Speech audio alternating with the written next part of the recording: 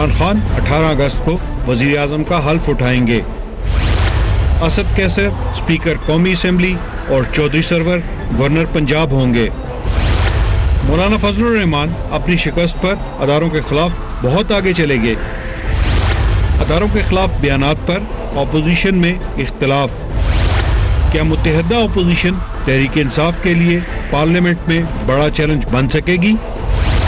पूछेंगे तहरीक इंसाफ के रहनुमा इजाज चौधरी से, मुस्लिम लीग नून के रहनुमा बैरिस्टर दानियाल चौधरी से और दफाई तज्जियाकार जनरल अमजद शुएब से।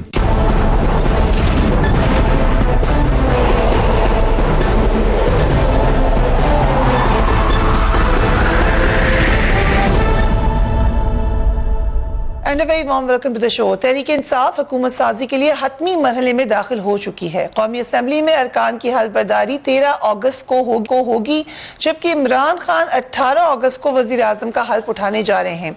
असद कैसर तहरीक इंसाफ की जानिब से स्पीकर कौमी असेंबली के उम्मीदवार हैं, जबकि चौधरी सरवर गवर्नर पंजाब होंगे। कौमी जो दूसरी जानिब अपोजिशन की जो तादाद है वहां पर वो बड़ी होने के बावजूद मौसर नजर नहीं आ रही। एहतजाज हो रहा है मगर उसमें वो इफेक्ट नजर नहीं आ रहा।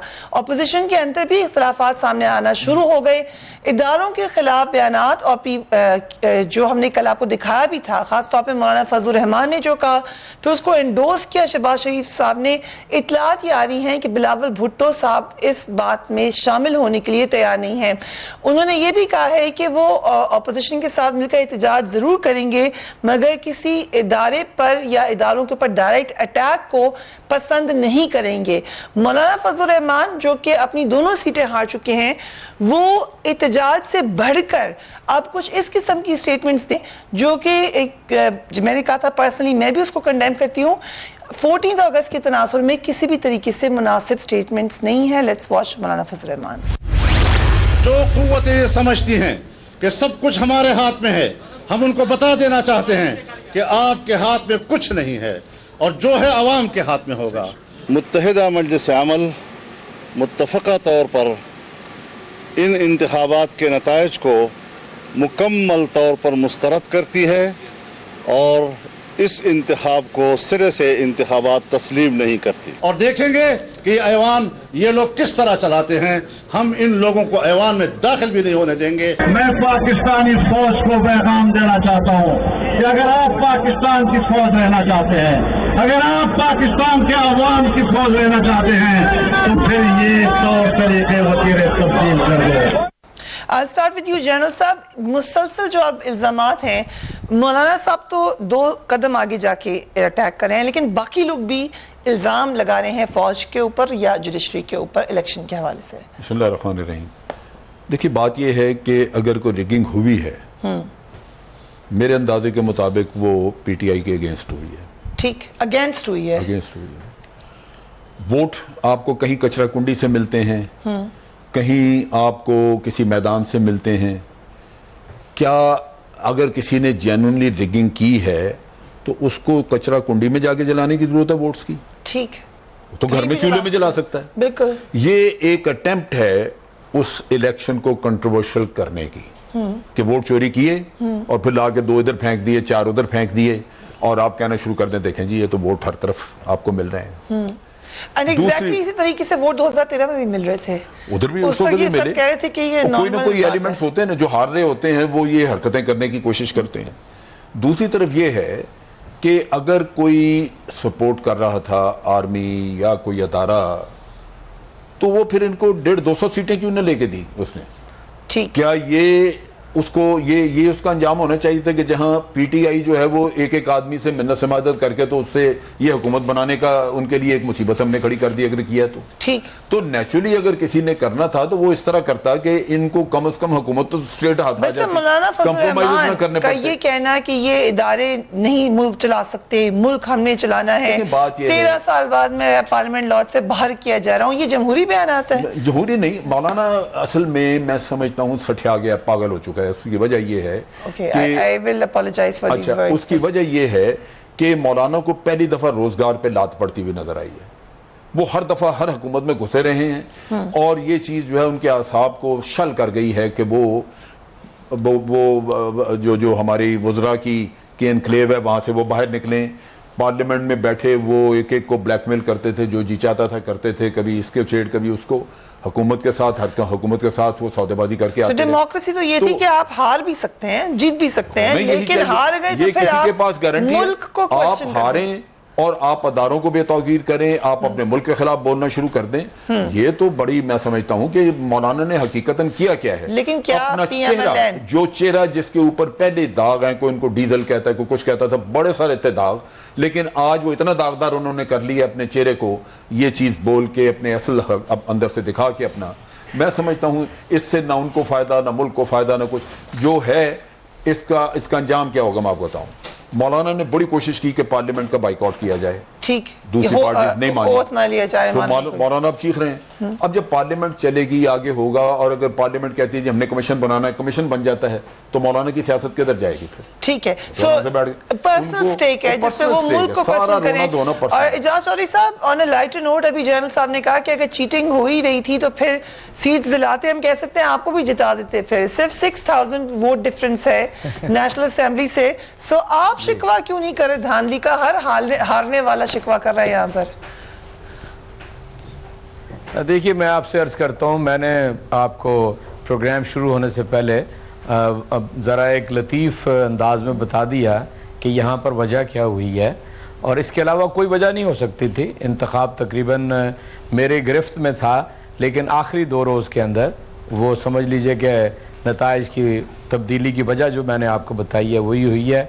इंशाअल्लाह मैं समझता हूँ कि पाकिस्तानी कौम आहिस्ता आहिस्ता अपने वोट की कदर कीमत को समझ रही है, और जूं जूं समझती जाएगी तो फिर बेहतर फैसला आएगा। मजमूई तौर पे देखें, मुझे 1977 से इंतखाबात होश के साथ में उन्हें देख रहा हूँ, और मैं पूरी जिम्मेदारी से कहता हूँ, इसके बावजूद कि मैं इलेक्शन हार गया हूँ, कि ये इंतखाब शफाफ तरीन इंतखाबात थे।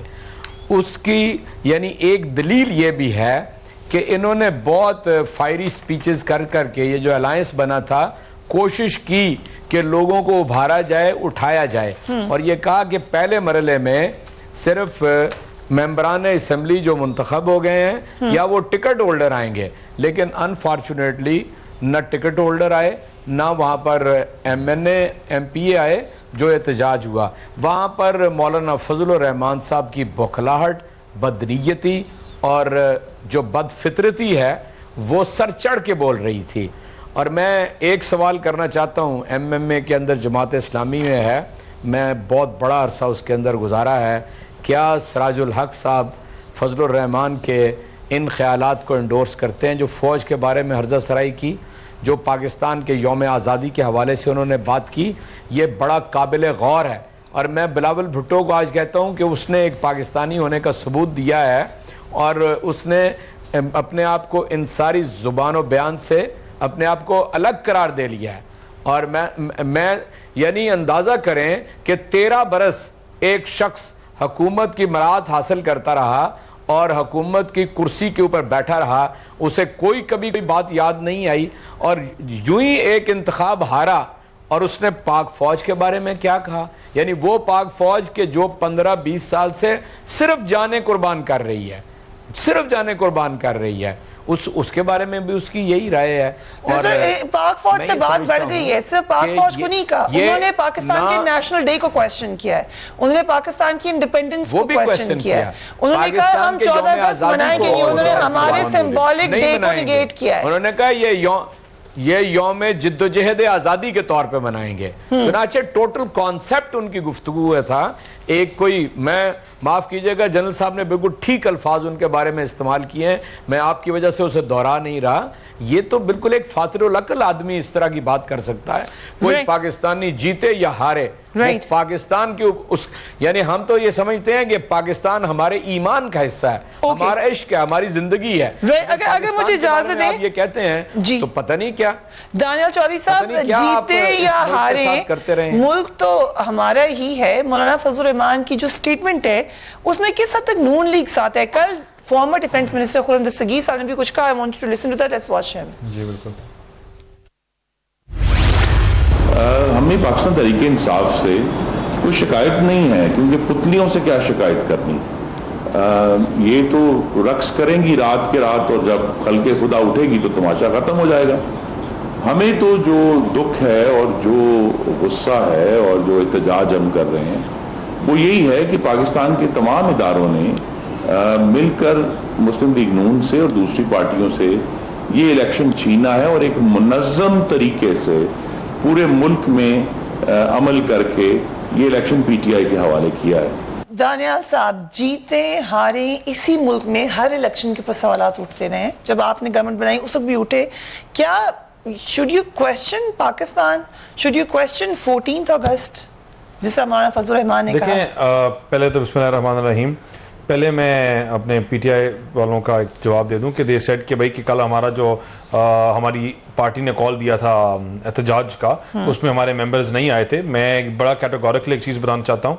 I am from Rawalpindi, the highest हमारी पूरी टीम जो वोटर टेकर्स थे कि हमारे एहतजाज में सिर्फ टिकट होल्डर्स को बुलाया गया था। हमें भी स्पेशली कहा गया था 15, 20, 40 बंदे से ज़्यादा लेके आए, वरना इस शहर को भी पता है और लोगों को भी पता है कि जब रावलपिंडी से आवाम निकलती है तो किसी शहर से आना जाना नहीं रह सकता। फैजाबाद के ब्रिज कोई क्रॉस नहीं कर सकता। और जिस दिन हम निकलेंगे, का नंबर कम रखे। जिस दिन हम निकलेंगे तो वो नजर भी आएगा, लेकिन हम इस चीज में ना बिलीव करते हैं और ना हम आएंगे। हम पार्लियामेंट के अंदर इंशाल्लाह शो डालेंगे, पार्लियामेंट का हिस्सा बन के शो डालेंगे, और जब हमें डेमोक्रेटिक नॉर्म्स को फॉलो करते हुए अगर स्ट्रीट्स पे भी निकलेंगे तो अपने डेमोक्रेटिक नॉर्म्स को फॉलो करेंगे। ये हमारा मुल्क है, इसकी हिफाजत करना भी हमारा काम है। वेरी गुड स्टेटमेंट जो आप दे रहे हैं। और इसको इन चीजों को नजर में रखना कि आपका जब वोटर अग्रेसिव हुआ होता है, चार्ज हुआ होता है और क़यादत जेल में हो तो उसको कंट्रोल करना थोड़ा मुश्किल होता है। और यही माइंडसेट की वजह से हम लोगों ने अपने वर्कर्स को कॉल नहीं दी थी। और जिस दिन देंगे तो आप देखेंगे इंशाल्लाह पूरे पाकिस्तान में इतना वर्कर निकलेगा,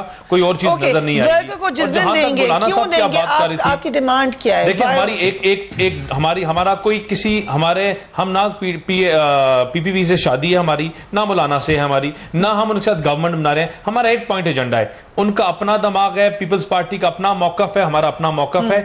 एक पॉइंट जो हमें इकट्ठा करता है वो है रिगिंग, कि हम इनका मैंडेट नहीं एक्सेप्ट करते, ये चोरी करके मैंडेट आए हैं। और मैं चाहता हूं, मैं कहूं इलेक्शन फ्री एंड फेयर है, मैं चाहता हूं कि बार बार ही मैं कहूं, लेकिन जो प्री पोल से इलेक्शन डे से पोस्ट पोल में रिगिंग हुई उसका जवाब इलेक्शन कमीशन दे। उस इलेक्शन कमीशन के फेलियर की वजह से, उस फेलियर की वजह से इन लोगों को बेनिफिट हुआ। नहीं साबित हो जाएगा ना। आप बताएं प्री पोल क्या रिगिंग हुई? प्री पोल मैं आपको बताता हूं, ये 3 फेजेस में रिगिंग की गई। हमारे कैंडिडेट्स को पहले नाअहल किया गया, हमारे लीडरशिप को जेल में डाला गया। मेरे ऊपर 5 पर्चे काटे गए। 5 पर्चे किस चीज के लिए? कि हम स्ट्रीट्स में अपने जलसे कर रहे थे या हम अपनी रैलीज निकाल रहे थे। मुझे और पार्टीज बताएं, मेरे ऊपर दहशतगर्दी का पर्चा काटा गया। इसी तरह मेरे पार्टी के और लीडर्स हैं, उनके ऊपर काटा गया। हमारे मैं कोई दहशतगर्द, पीएमएलएन ने इमरान खान पे भी काटा हुआ है। आपको पता है ये बात? Do you know that sir? आपको पता है ये बात? पता है आपको? यस और नो कहते हैं, आपको पता है? इट वाज बिल्कुल काटा गया, लेकिन उन्होंने क्या किया? गवर्नमेंट ने इमरान खान के ऊपर दहशतगर्दी का पर्चा काटा। उन्होंने अपने गारमेंट्स पार्लियामेंट के सामने लटकाए, पार्लियामेंट की दीवारें उतार दी, पीटीआई में हमला किया उनके अंदर। If this is not terrorism, then what else is terrorism? है, पर दहशतगर्दी है। देखिए, टेररिज्म का मतलब क्या है? That you should feel imminent threat, और you should feel it does not mean that has to be there, but you should feel that the state और the people around you are under the threat. Let's not dilute terrorism. इस मुल्क में terrorism के आगे बड़ी जानी कुर्बानी की है। वही मैं बात कह रहा हूं, लेकिन रियल टेररिस्ट थ्रेट है उसको आप अपने पार्लियामेंटेरियंस के बराबर ले आए, चाहे आप हो चाहे इमरान खान। ये गलत है, तो फिर माने ना कि हमने गलत आगाज किया था। किसने आगाज दहशतगर्दी के मुकदमों का आगाज आपने किया, वो गलत किया था। धरने के दिनों में यंग स्टूडेंट्स हमारे पास आते थे जिनके पास दहशतगर्दी के मुकदमे बने हुए थे। आप लोगों ने लोग मर गए पीएनके के धरनों में, लोग मर गए, बच्चे मरे, लोग मरे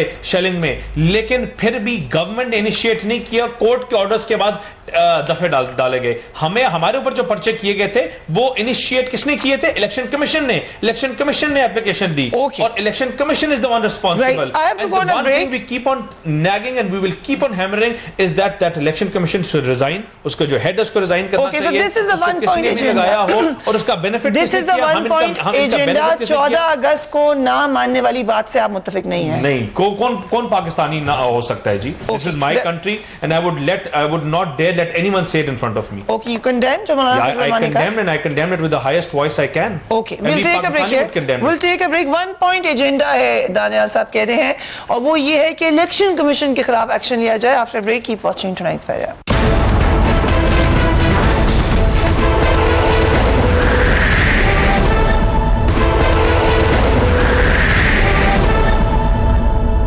एंड वेलकम बैक. वक्फे पे जाने से पहले दानियाल साहब ने कहा कि अगर 14 अगस्त के खिलाफ बात होगी तो उसको वो कंडेम करेंगे. 1 पॉइंट एजेंडा पर मुत्तफिक हैं. 2 रिजल्ट्स आपके सामने रखने हैं. हल्का NA 133 लाहौर, जो एजाज चौधरी साहब का हल्का है, परवेज मलिक साहब ने 79,678 वोट हासिल किए. एजाज चौधरी साहब ने 77,231 वोट हासिल किए.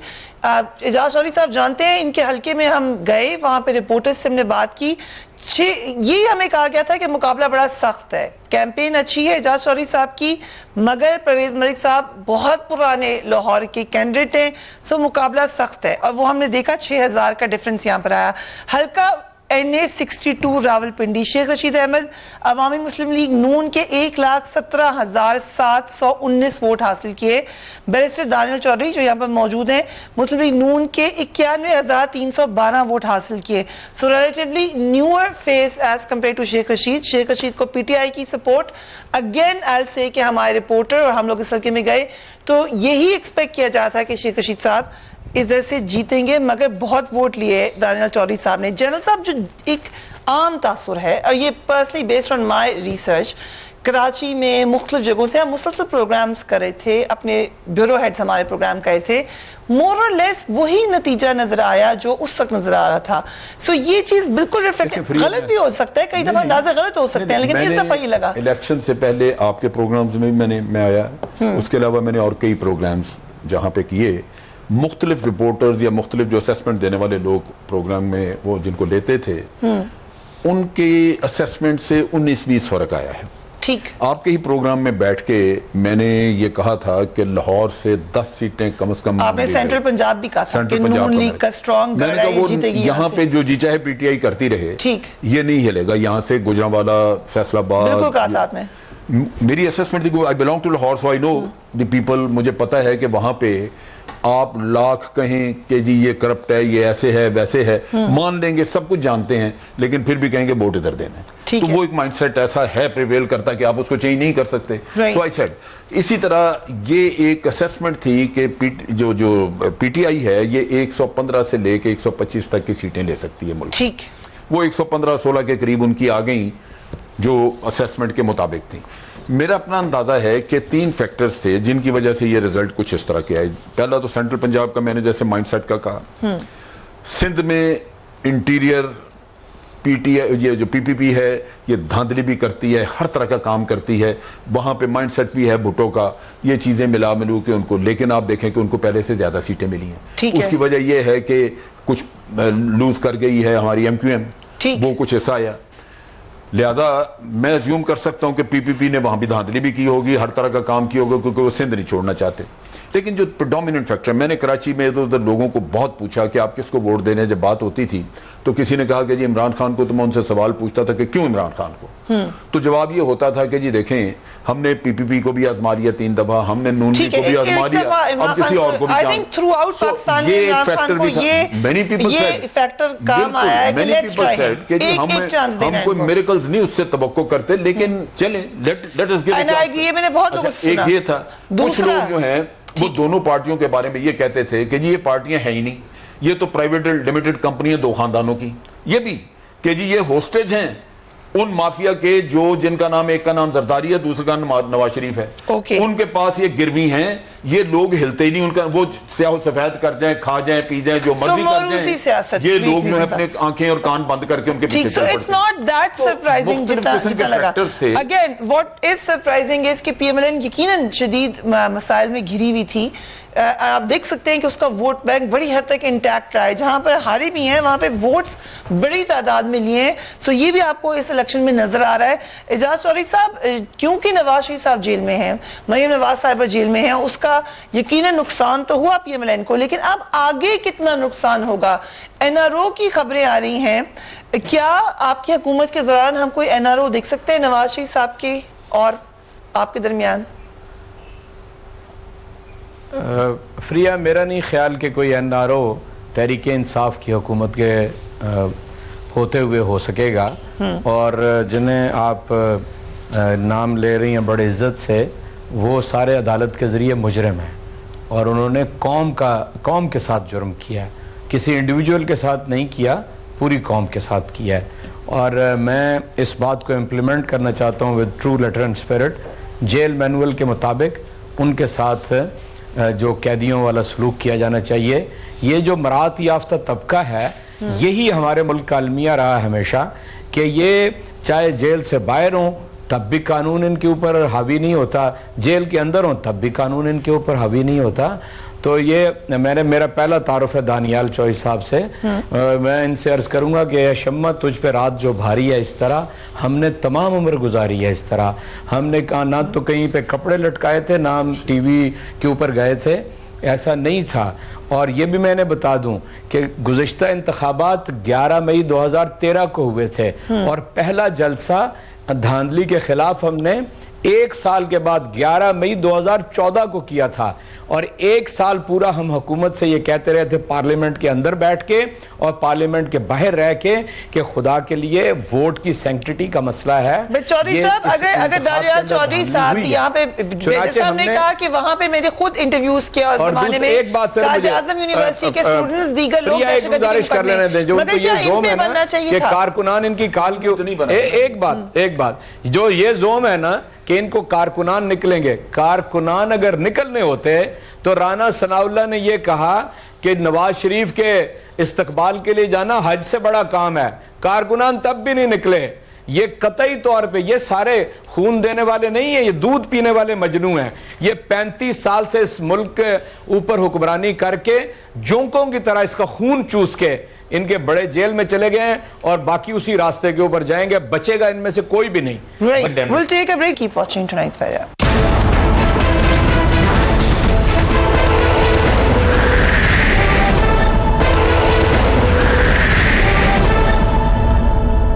And welcome back. जो एजाज चौधरी साहब कह रहे हैं वो लिटमस टेस्ट डे था जिस दिन गिरफ्तारी हुई नवाज शरीफ और मरियम नवाज साहिबा की।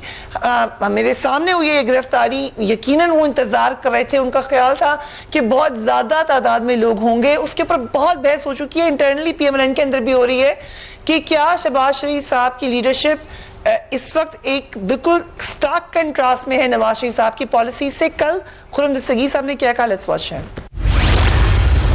फर्क की तरफ आप इशारा कर रही हैं, वो यही है कि मियां नवाज शरीफ जो कि बड़े करीब से पाकिस्तान की आला तरीन वफाकी हाकमियत को देख चुके हैं, उनका एक्सपीरियंस फ़र्क है दूसरे इदारों के मुतल्लिक।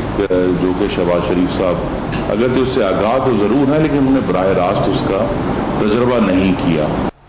जी चौधरी साहब, दानियाल साहब, ये फर्क नजर आया हमें लीडरशिप में जिसकी वजह से आपका वर्कर मोटिवेट नहीं हो रहा। देखें जी, हमारा वर्कर क्यों नहीं मोटिवेट हो रहा। आज हम सिंगल लार्जेस्ट पार्टी है पंजाब में। हम लोगों ने 1.4 मिलियन वोट्स लिए। हम लोगों ने, हमारे साथ हमारा वर्कर चार्ज्ड है। जहां तक बात है लाहौर की, मियां नवाज, इस टॉपिक के बहुत डिस्कशन हो भी चुकी हैं, लेकिन हमारा देखिए, हमारे पास वहां भी 2 रास्ते थे कि हम एयरपोर्ट के अंदर जाते या हम एयरपोर्ट के बाहर खड़े होते। हमने जमहूरी नॉर्म्स को हमेशा फॉलो किया है। हमारी पार्टी ने खड़ा था। एयरपोर्ट के बाद लाखों लोग थे जहां हमने रैली को एंड करना था, जहां शहबाज रीजनेबल डिस्टेंस के बाद हमने खत्म किया, जहां तक पार्टी ने कहा था कि हम जाएं। और जहां तक वो मॉब था, जहां तक वो लाखों के हिसाब से लोग थे, वो एयरपोर्ट क्या दुनिया की कोई ताकत होती उसको रोक नहीं सकती थी। लेकिन हम भी हमारे जमहूरी लोग नहीं थे, लाखों के हिसाब से लोग थे। अपने लीडर्स हमें बताते रहे हैं, देखिए मियांवाली में, गुजरांवाला में उनको कहा ही नहीं गया था लोग लेकर आए। फुटेज निकाले लाहौर, उन्हें कहा गया था लोग लाने ही नहीं है, देयर वाज नो प्लान। देखिए, लेकिन यहाँ बिल्कुल इमटेरियल है। लेकिन जहां तक पीटीआई की बात होती है कि आज हम लोगों ने वो सियासत ना की है, ना करनी है, ना जलाओ ठहराव की है, ना करेंगे, ना वो बुरे लफ्ज की किसकी क्या गीली होती है और ये जो बुरी जुबानें और ये जो फौज के खिलाफ और बातें करते रहे, ना हम करेंगे, ना हमने करनी है, और ना हमने आग लगानी है रोडों पे, और ना घरों को आग लगानी है, और ना दफ्तरों को आग लगानी है। हम पार्लियामेंट के अंदर बैठ के एहतजाज करेंगे। हमारी पार्टी का मजाज भी यही है, हमारे लोगों का मजाज भी यही है, और जिस दिन हमें एक डायरेक्शन है, हमारे पार्टी में कोई दूसरा मौकफ नहीं है, कोई मौकफ नहीं है। जिन लोगों को ये अभाम है कि वो मौकफ है मियां नवाज शरीफ का, वोटर और वोट को इज्जत दो, और वही और दूसरे इदारों से टकरा जाओ, आगे नहीं किसी इदारे से टकराओ, डायरेक्ट किसी से कॉन्फ्रंटेशन नहीं है। डायरेक्ट कॉन्फ्रंटेशन में आप पाकिस्तान की फौज से 95,000 वोट पड़े, direct confrontation with Pakistan army, direct confrontation with judiciary and now direct confrontation with election commission. मैं चाहता हूं कि मैं कहूं तीनों इदारों से पीएमएलएन डायरेक्ट कॉन्फ्रंटेशन में है। That's the reality. ये फॉर्म 45 दिया गया हमें, ये फॉर्म 45 ये कागजों पे ना इस तरह इलेक्शन कमीशन ने लिख के दिया। मैं चाहता हूं कि ये इलेक्शंस कहूं फ्री एंड फेयर हैं। एक कागज के ऊपर जज ने जजमेंट लिख के दे दी कि आपकी रिकाउंटिंग नहीं हो सकती। वो इसलिए रिकाउंटिंग नहीं हो सकती क्योंकि आपका टाइम लैप्स हो गया। 29 तारीख को फॉर्म 45 दिए गए, अरबों रुपया दिया गया, 20 अरब रुपया दिया गया सिलेक्शन कमीशन को, 20 अरब। वो किस काम के लिए? 2 कामों के लिए। एक, फॉर्म 45 उसी वक्त दिए जाए, दूसरा इलेक्शन का जो प्रोसेस है वो फेयर एंड क्लियर हो।